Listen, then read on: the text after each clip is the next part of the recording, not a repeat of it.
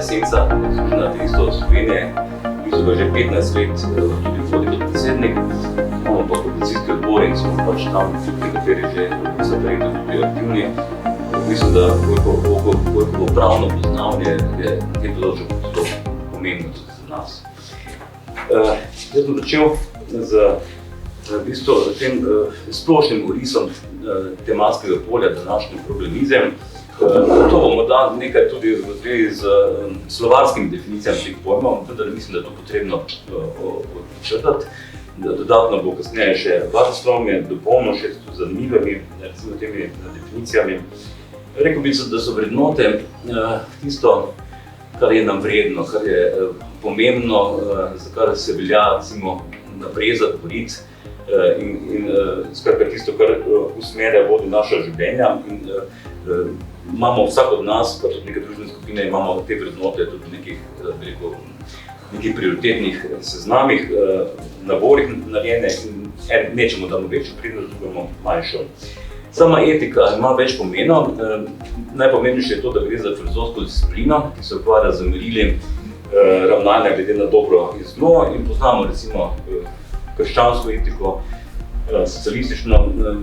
Verjetno ste slišali recimo za naslov dela Maxa Webera Protestantska etika in duh kapitalizma, ki je tudi recimo neke vrste etika, specifična. No, o etiki govorimo tudi kot o poklicni etiki, torej zdravnikov, učiteljev in podobno. Jaz recimo sem član tudi zbornice arhitektov in zbornice za prostor in arhitekturo Slovenije. Tam imamo tudi kodeks prav etičnih, ki se ga moramo seveda pri svojem strokovnem delu ga moramo upoštevati. Etičnost je pa sinonim za besedo etika, tako da bi lahko bil naslov današnje okrogle mize tudi etičnost in religija, torej etika v smislu etičnosti. Prej prosim, kar se tiče pa morale, to sicer večkrat to zamenjujemo ali pa enačimo, ali pa sporedno uporabljamo z pojmom etika, vendar je morala bolj tisto, kar usmerja naše medsebojne odnose, ravnanja, kot posledica našega pojmovanja dobrega in zla. Torej govorimo o neki javni poslovni etiki, športni, recimo pri poslovni etiki imamo te poštene, nepoštene poslovne prakse in podobno. Pri javnem naročanju se veste, kaj se dogaja, tudi ali prikrivanje, ali podkupovanje in podobno, še to spada tudi v poslovno etiko.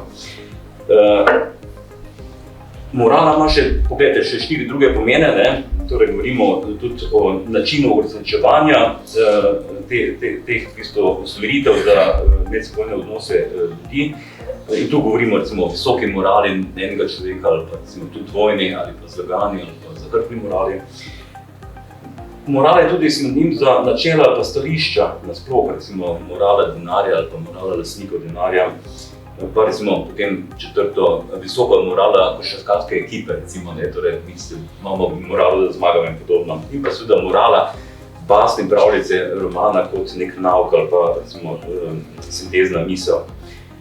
Naprej, nadaljevanje bom to temo razdelil na tri poglavja. Najprej človek, posameznik, potem družba in potem narava, kot je tudi že prej Vojko napovedal. Torej, če govorimo o posamezniku, se mi zdi, da v zvezi z etiko, moralo, vrednotami je zelo podobna samopodoba človeka. Torej, kako se dojema posameznik samega sebe, ali ima v sebi pozitivno neko mnenje, pa samega sebe recimo dviguje, je samozavesten, ali pa ima negativno, pa se skriva nekje v kotu.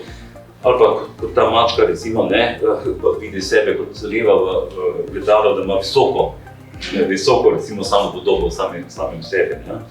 Morala vrednote se navezujejo tudi na smisel človekovega življenja, kako se ga vsak posameznik sam opredeljuje.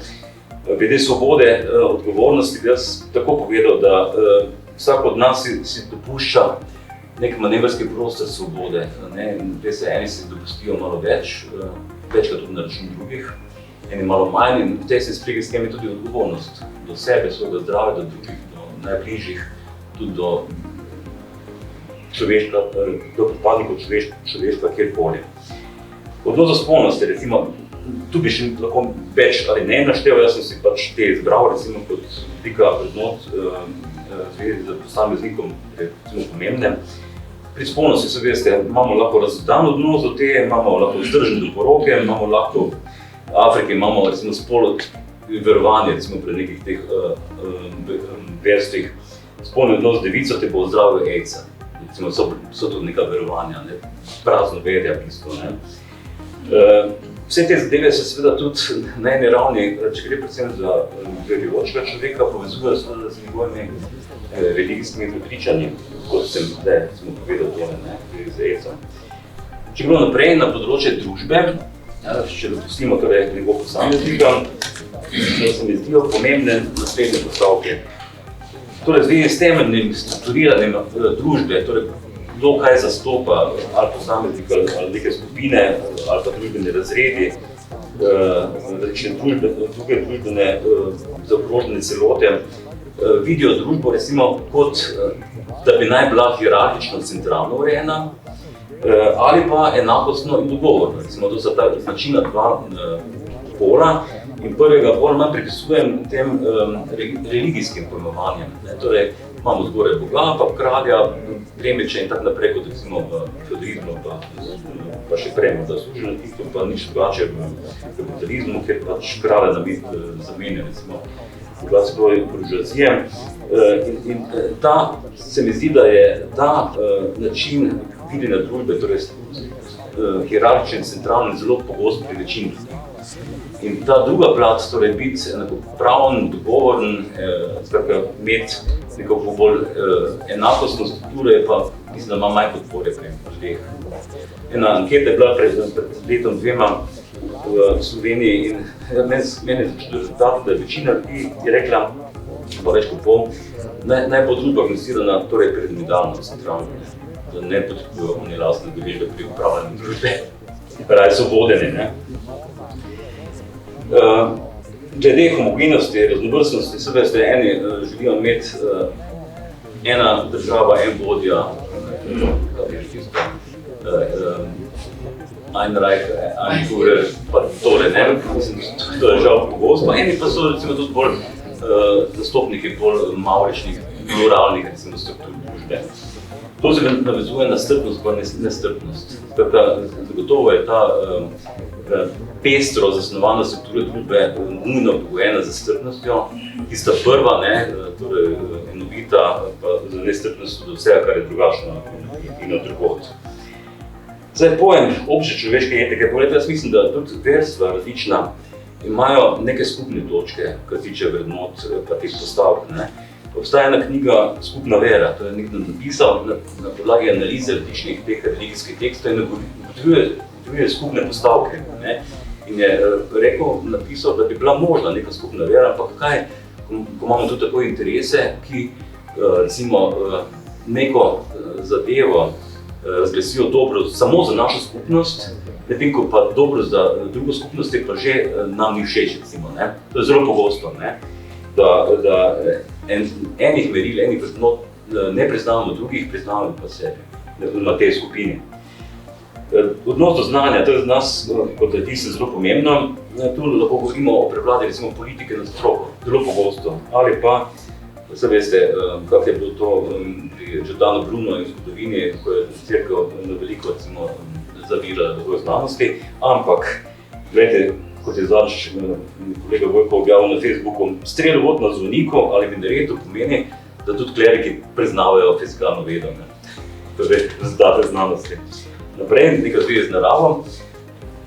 Poglejte, človek nekako je na vrhu, bi rekel, prehranjevalne verige in si lahko podreja precej, bi rekel, delo ostale žive narave na zemlji, seveda ne more vsega, se veste, tornadi, potresi so močnejši od človeka. Ampak, kot je rekel Bojan Šmeter, ne bomo enkrat že vrnili tudi klimatskim spremembam, če so one tako dolgo vplivali na človeka, ne. Človek postaja človeštvo še dalje močnejše in se tu postavlja vprašanje, kje se bo samo omejil, dokot bo šel, da bo pustil tudi ostale žive narave bivati na zemlji, ne. To je, se mi zdi, zelo pomembno etično vprašanje, torej, kako se samo omejevati, da ne bomo dejansko krnili biotske pestrosti, še bolj zmanjševali število posameznih, recimo, kitov in pa teh, recimo slonov in tigrov, kar ene stvari, ene teh so že žal izumrli.